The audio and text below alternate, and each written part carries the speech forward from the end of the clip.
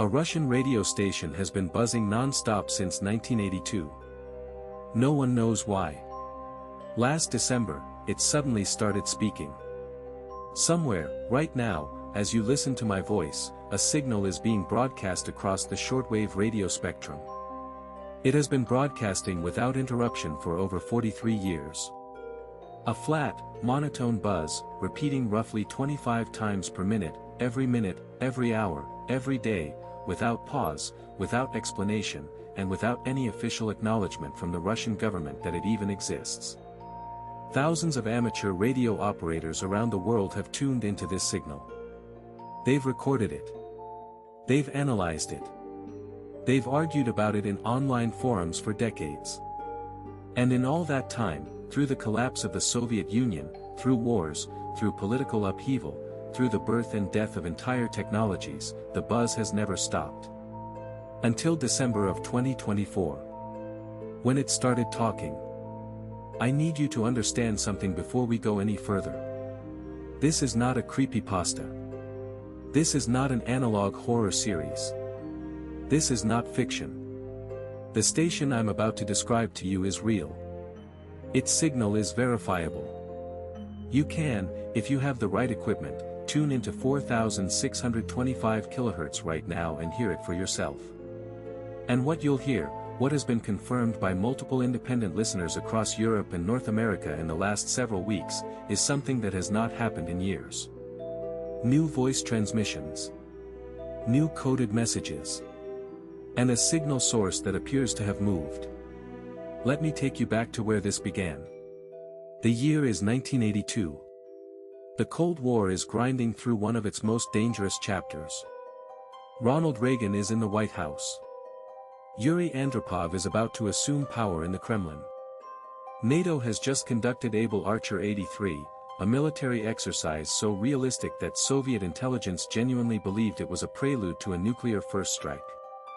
The world, though most civilians didn't know it at the time, was closer to thermonuclear war than at any point since the Cuban Missile Crisis. And somewhere in the Soviet Union, a radio transmitter powered on and began broadcasting a short, repetitive buzzing tone on the frequency 4625 kHz. No announcement. No identification. No context. Just a buzz. Approximately 0.8 seconds long, repeating roughly 25 times per minute, layered over a carrier signal that itself has never gone silent. Western intelligence agencies noticed it almost immediately. Amateur shortwave enthusiasts noticed it too. They gave it a designation, UVB-76. And then a nickname, one that has stuck for over 4 decades. The buzzer. For years, the buzzer did nothing but buzz. It became background noise for the shortwave community, a curiosity, a campfire story for radio hobbyists. People would tune in, listen for a few minutes, shrug, and move on. It was weird, sure. But it was consistent. And in a strange way, its consistency made it feel almost safe. As long as the buzzer was buzzing, it meant nothing had changed. Nothing had been activated. That word, activated, is important. Hold on to it. Because the thing about the buzzer is that it doesn't just buzz. Not always. At irregular intervals, sometimes separated by months, sometimes by years, the buzzing stops. And a voice comes on.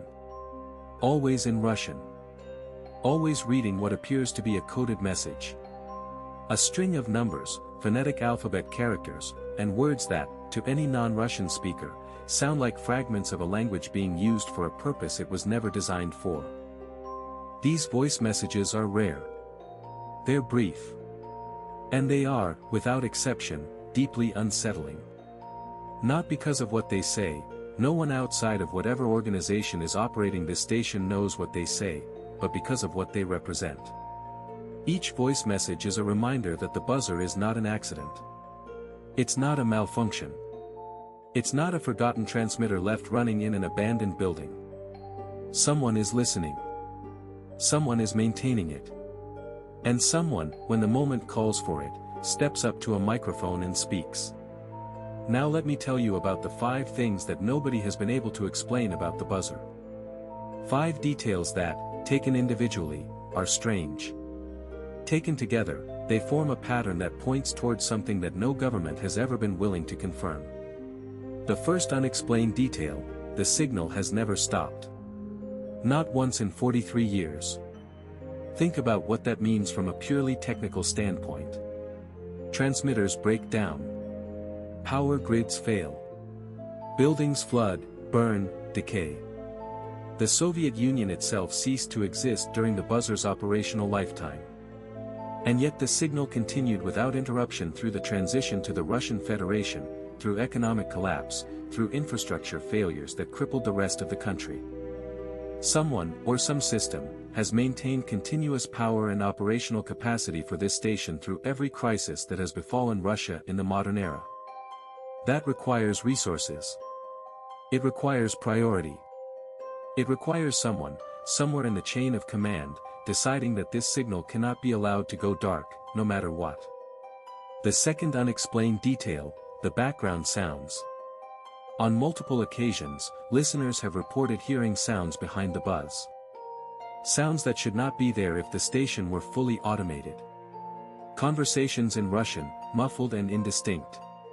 Chairs scraping. Footsteps. On one occasion in 1997, a listener recorded what appeared to be a snippet of a conversation between 2 people near the microphone, as if someone had accidentally left it open. The audio is degraded, but linguistic analysis suggests the speakers were discussing shift schedules. This means, at least historically, the station has been staffed. Real people, sitting in a room, maintaining a signal whose purpose they may or may not have been told. The third unexplained detail: the location changes. For decades, the transmitter was triangulated to a site near Poverovo, a small town about 40 kilometers northwest of Moscow. The location matched a known Russian military communications facility. But in 2010, listeners noticed something odd. The signal characteristics changed subtly. The carrier frequency shifted slightly. The background noise profile was different. And when amateur radio operators attempted to retriangulate the source, they found it had moved. The new location appeared to be near Pskov, a city in northwestern Russia, closer to the borders of Estonia and Latvia. The Russian military had, it seemed, physically relocated the transmitter. No explanation was given. No announcement was made. The buzzer simply started coming from somewhere else. The fourth unexplained detail: the coded messages follow no known pattern. Cryptanalysts, both amateur and professional, have studied the voice transmissions for decades. The messages typically follow a format, a call sign, usually MDZHB, or occasionally other designators, followed by a series of numbers and words. But unlike other known number stations, whose message formats have been at least partially decoded or attributed to specific intelligence agencies, the buzzer's messages resist analysis. They don't conform to known one-time pad structures. They don't match any identified military communication protocol. Some analysts have speculated that the messages aren't encoded intelligence at all, but rather system checks, confirmations that the station is operational and that its intended recipients are listening. Which raises the question, who are its intended recipients? And what are they waiting to hear? The fifth unexplained detail is the one that matters most. And it's the one that, if the prevailing theory is correct, should keep you up tonight. Multiple independent analysts, including former military communications officers who have spoken off the record, believe that UVB-76 is a component of Russia's dead hand system. Dead hand, also known as perimeter, is an automated nuclear retaliation system designed during the Cold War. The concept is simple and horrifying. If Russia suffers a nuclear first strike that decapitates its leadership, Dead Hand is designed to automatically authorize and launch a retaliatory nuclear strike without any human decision-maker involved. The system monitors seismic activity, radiation levels, atmospheric pressure, and communications signals. If it detects the signatures of a nuclear attack and simultaneously loses contact with the military command structure, it initiates a counterstrike. The buzzer, according to this theory, serves as one of dead hands monitoring inputs. As long as the signal continues, it tells the system that the command infrastructure is intact. That someone is still there. That the chain of command has not been severed. If the buzzer goes silent, truly silent, not a momentary interruption, but a sustained loss of signal, it could be interpreted by the automated system as evidence that Russia's military communications have been destroyed. And that interpretation could, theoretically, contribute to the decision matrix that launches a retaliatory nuclear strike. In other words, every buzz you hear on 4625 kHz might be the sound of the world not ending. A continuous heartbeat, monitored by a machine that has been programmed to destroy everything if the heart stops. This is the theory. It has never been confirmed. The Russian government has never acknowledged dead hands' operational status, though former Soviet military officials have confirmed it existed. Whether it's still active, and whether the buzzer is connected to it, remains one of the most consequential unanswered questions of the nuclear age. And now let me tell you what happened in December 2024. On December 11, 2024, at approximately 14:35 Universal Time Coordinated, multiple listeners monitoring 4625 kHz reported that the buzzer's regular pattern was interrupted by a voice transmission. This, in itself, is not unprecedented. Voice messages have occurred before. But what made this transmission unusual was its length. Previous voice messages on the buzzer have typically lasted between 10 and 30 seconds. This one lasted nearly 3 minutes. The voice, male, speaking Russian with what linguists have described as a clipped military cadence, read what appeared to be a long series of alphanumeric codes. 3 separate call signs were used. And the message was repeated in its entirety, twice. Within hours, shortwave monitoring communities exploded. Forums that had been largely dormant for years lit up with activity. Recordings were shared, analyzed, debated. Russian-speaking listeners attempted translations, but the content appeared to be encoded. No plaintext meaning could be extracted. Then, on December 14th, it happened again. Another voice transmission. Different content. Same format. Same voice, or at least the same type of voice, male, controlled, unhurried. This time, the message included a word that several listeners independently identified as control, the Russian word for control or check. Some interpreted this as a system verification. Others weren't so sure. On December 19th, a third transmission. And this time, something new. The call sign used was not MDZHB. It was a designation that, as far as anyone in the listening community could determine, had never been used on the station before. I'm not going to say the call sign here, because I want to be responsible about what I put into the public sphere, but it has been discussed extensively in shortwave forums and is not difficult to find. 3 voice transmissions in 8 days. After years of near silence. And the content was different from anything previously recorded on the station. That alone would have been significant. But it wasn't the only anomaly. In January 2025, a group of amateur radio operators in Finland, Estonia, and Norway began a coordinated effort to retriangulate the buzzer's signal source. These are experienced operators with high-quality directional antennas and sophisticated signal analysis software. Their findings, published in a detailed report on a shortwave enthusiast forum in late January, were startling. The signal was no longer coming from the Pskov area.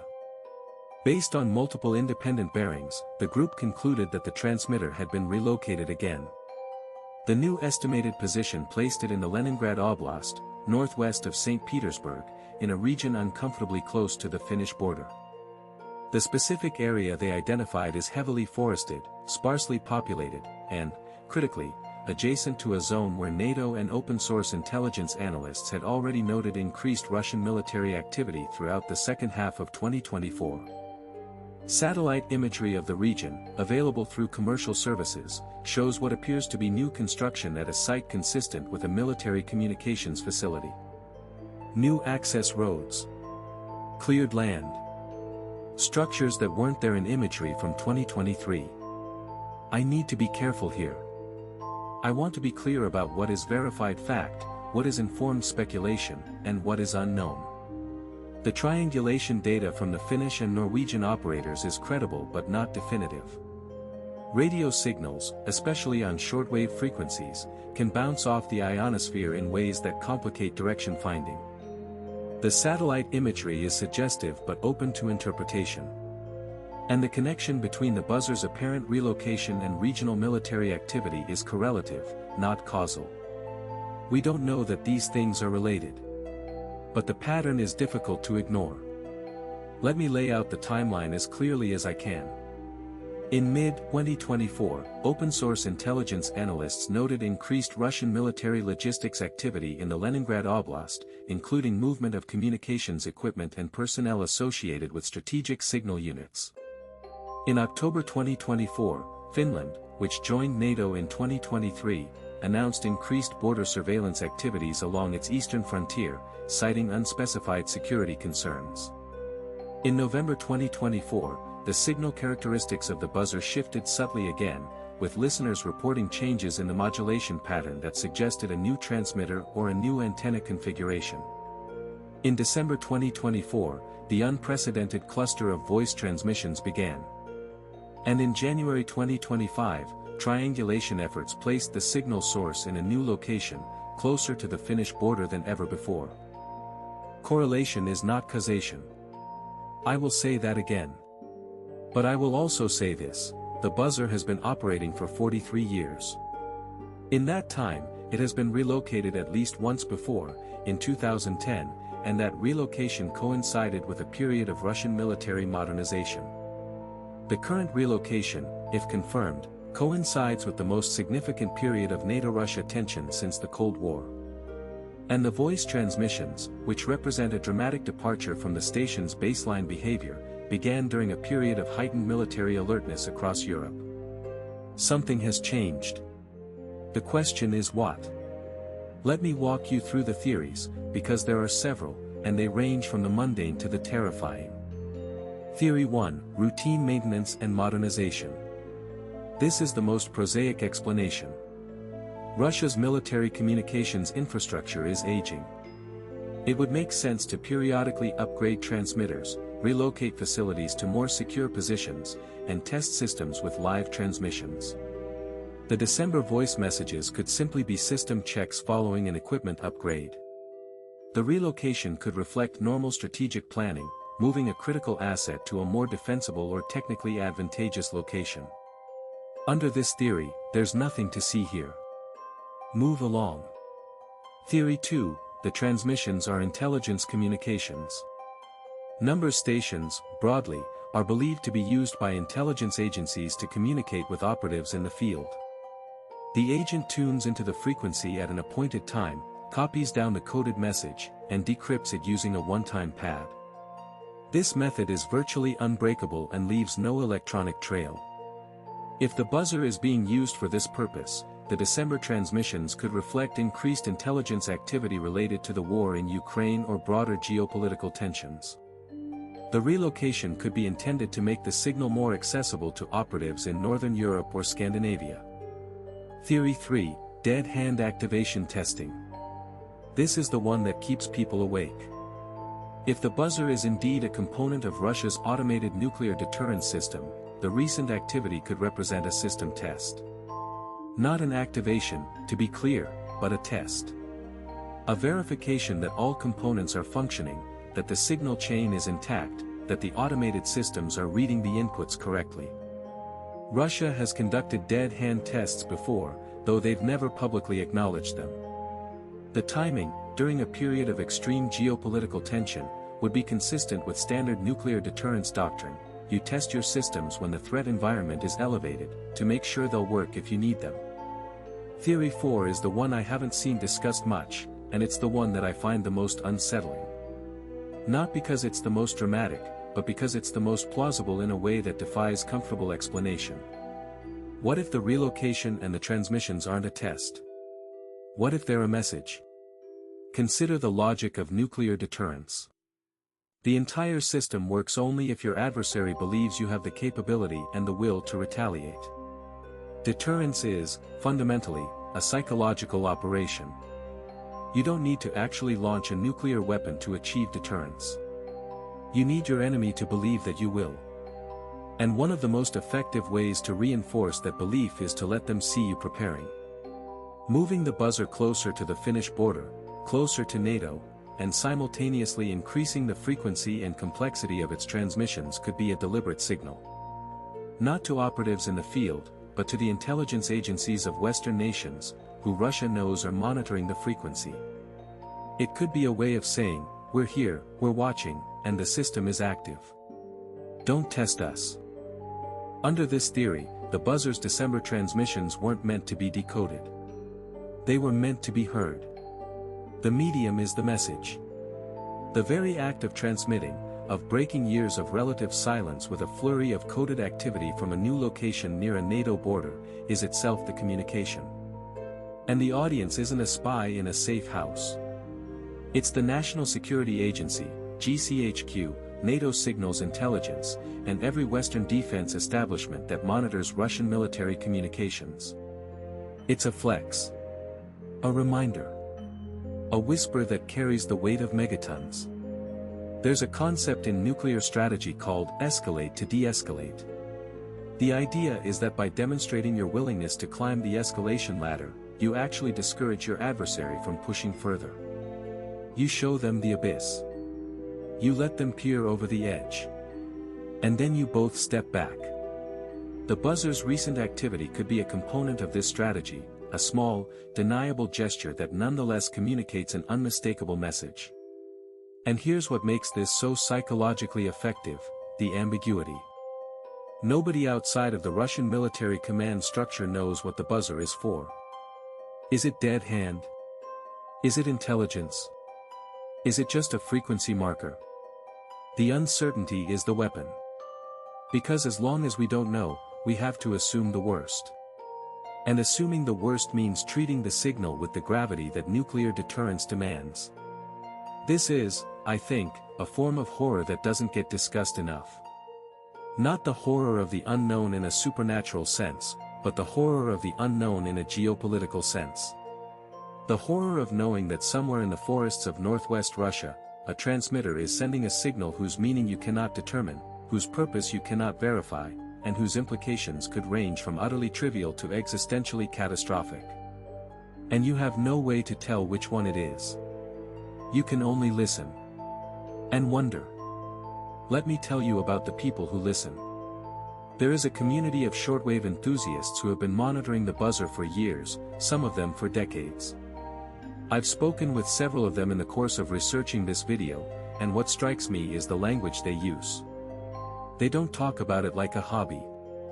They talk about it like a vigil. One operator in Finland, who asked to be identified only by his call sign, told me that he has a dedicated receiver tuned to 4,625 kHz that runs 24 hours a day in his home office. He records the signal continuously. He has archives going back to 2014. He describes listening to the buzzer as watching the heartbeat. When I asked him what the December transmissions meant, he paused for a long time before answering. I don't know what they mean, he said. But I know they mean something. In 10 years of listening, I have never heard anything like what happened in December. Another operator, based in Estonia, described the experience of hearing the first voice transmission on December 11th in real time.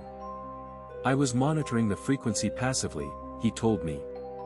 I had it on in the background, the way you might leave a news channel on. The buzz was normal. And then it wasn't.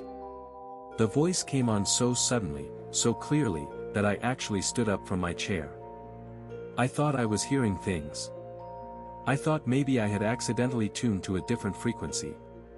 But it was 4,625. It was the buzzer. And it was speaking.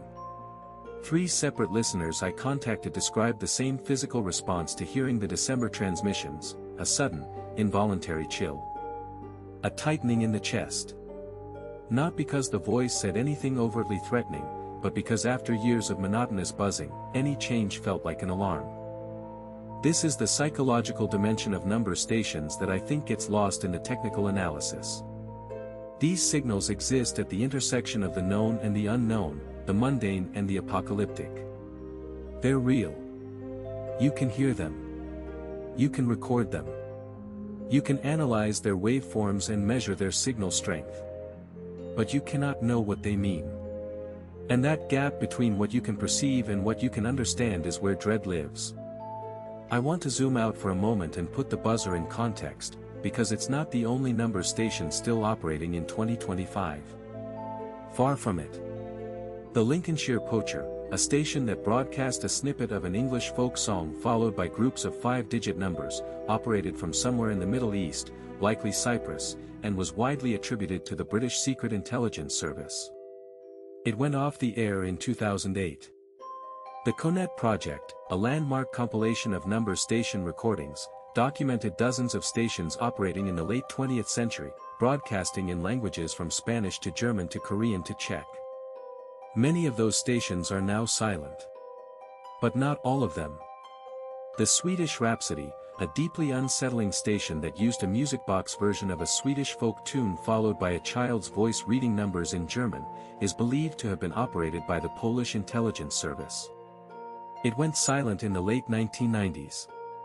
The Yosemite Sam station, which broadcast a clip of the Looney Tunes character shouting followed by data bursts, operated in the southwestern United States until at least 2004. Its purpose has never been explained. And then there are the ones that are still going. The PIP, also Russian, also broadcasting a repetitive tone, but on a different frequency. The squeaky wheel, which sounds exactly like its name suggests. The Chinese robot voice, broadcasting strings of numbers in Mandarin from somewhere in the South China Sea. These stations are active, right now, as you listen to this. They're broadcasting signals into the ether, and no government on Earth has officially acknowledged any of them. There's something about number stations that taps into a very primal form of unease. They represent a world operating beneath the world we see. A shadow infrastructure of communication that exists beyond public oversight, beyond media scrutiny, beyond democratic accountability. They are the audible evidence of secrets. And in an age where we believe, perhaps naively, that information wants to be free and that everything can be Googled, number stations are a humbling reminder that there are entire systems of communication that we can hear but never decode, that we can detect but never understand. The buzzer is the most famous of these stations, and its longevity alone makes it a remarkable artifact. But the events of December 2024 and January 2025 have elevated it from a curiosity to something that I believe deserves serious public attention. Let me tell you about one more detail that I've been sitting with since I started researching this piece, and it's the one I keep coming back to. In late January 2025, a shortwave monitoring group based in Scandinavia published an analysis of the December voice transmissions. Using spectrographic analysis, they identified something that hadn't been noticed in the initial recordings. Beneath the voice, beneath the buzz, there was a third signal. A low-frequency data burst, lasting approximately 4 seconds, embedded in the transmission at a level that would be inaudible to a casual listener but detectable with the right equipment. Data bursts like this are not unprecedented in shortwave communications. They're a standard method for transmitting encoded digital information over analog channels. But they had never been detected on the buzzer before. And their presence in the December transmission suggests that the voice messages were not the only information being conveyed. Something else was being sent. Something that the voice message was, perhaps, designed to mask. Think about that for a moment. The voice transmissions, which captured the attention of every shortwave listener on the planet, might have been a distraction. A decoy. The real message might have been hiding underneath, in a layer of the signal that most listeners wouldn't even know to look for. If this analysis is correct, and I want to stress that it has not been independently verified by signals intelligence professionals, it comes from amateur analysts, albeit highly skilled ones, then the buzzer is even more sophisticated than anyone previously believed. It's not just a buzzing signal with occasional voice interruptions.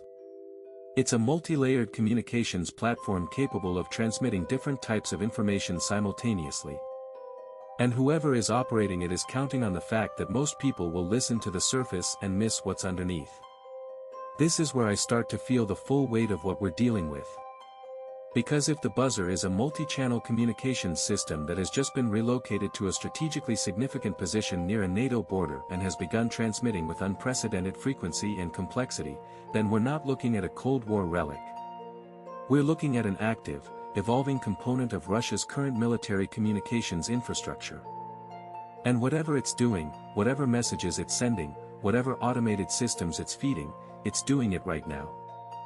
As I was finalizing my research for this video, something else happened that I need to tell you about. On February 3, 2025, the buzzer's signal experienced what listeners are calling a stuttering event. For approximately 45 minutes, the regular buzz pattern became erratic. The intervals between buzzes became irregular. The tone itself fluctuated in pitch. And then, at the end of the 45 minutes, there was a brief, less than 5 seconds, of complete silence on the frequency. No buzz. No carrier signal. Nothing. Dead air. 5 seconds. Then the buzz resumed, normal pattern, normal interval, as if nothing had happened. I want you to hold that detail in your mind. 5 seconds of silence. On a station that has been broadcasting without interruption for 43 years. A station that some analysts believe is connected to an automated system designed to launch nuclear weapons if the signal stops. 5 seconds of silence. Was it a technical glitch? Was it a test? Was it a message? Was it an accident? Nobody knows. And that's the horror of it. 5 seconds that could mean nothing. Or everything. 5 seconds during which, if the most extreme theories about the buzzer are correct, an automated system somewhere in Russia may have begun its countdown. May have started asking the questions it was programmed to ask. Are we under attack? Has the command structure been destroyed? Should we launch? We don't know. We can't know. And the people who do know will never tell us. Let me bring this to where we are right now, today, as I record this. The buzzer is still transmitting. The signal is coming from what listeners believe is a new facility in the Leningrad Oblast, near the Finnish border. Voice transmissions have continued to occur at irregular intervals since December, though none as lengthy as the initial December 11th message. The stuttering event of February 3rd has not repeated. The embedded data bursts detected by the Scandinavian monitoring group have not been observed again, though it's possible they're still occurring and simply haven't been detected. The shortwave monitoring community is more active than it has been in years. New listeners are tuning in every day. Recording equipment is being deployed. Analysis is being conducted. And all of it is happening in the open, on forums and social media, a parallel investigation being conducted by civilians using consumer-grade equipment, trying to understand a military communications system that a nuclear-armed state has been operating in secret for over 4 decades. There's something almost absurd about it. Ordinary people, in their homes, with their radios, trying to understand a signal that might or might not be connected to a doomsday machine. But there's something profoundly important about it, too. Because in a world where the most consequential decisions about nuclear weapons, about war and peace, about the survival of civilization itself, are made in secret by a handful of people in closed rooms, the act of listening is itself a form of resistance. A refusal to be ignorant. A demand, however futile, to know. The buzzer doesn't care that we're listening. It will keep buzzing whether anyone tunes in or not. The system it serves, whatever that system is, was designed to function without public awareness, without public consent, without public input. It exists in a realm beyond democracy, beyond accountability, beyond the reach of any law or institution that we, as ordinary citizens, can access. And yet we listen. Because the alternative is worse. The alternative is not knowing. The alternative is going about our lives with the unexamined assumption that the systems that govern our survival are functioning as intended, that the people who control them are rational, and that the machines they've built will never make a mistake. The buzzer is a reminder that those assumptions might be wrong. It is, in a very literal sense, the sound of the abyss. And when you tune into 4625 kHz, you are not just hearing a radio signal. You are hearing the outer edge of a system that was built to destroy the world, whispering to itself in the dark. I've spent weeks researching this piece, and I want to be honest with you about where I've landed. I don't know what the buzzer is. I don't know why the December transmissions happened. I don't know why the signal appears to have moved. I don't know what the embedded data bursts contained. I don't know what the 5 seconds of silence on February 3rd meant. But I know this, something has changed.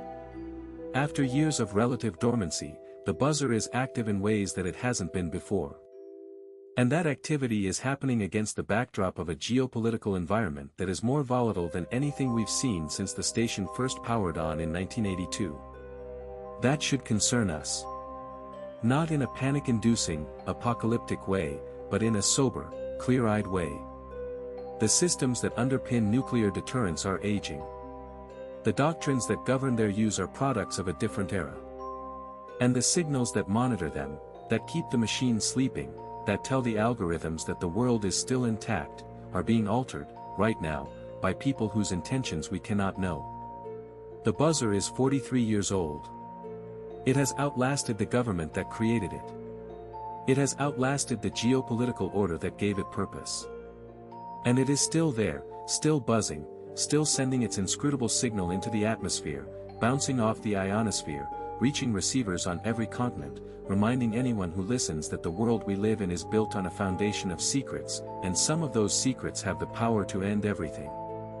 So I'll leave you with this. Right now, at 4,625 kHz, the signal is active. It's buzzing. It has been for 43 years. And in December, it started speaking. What did it say?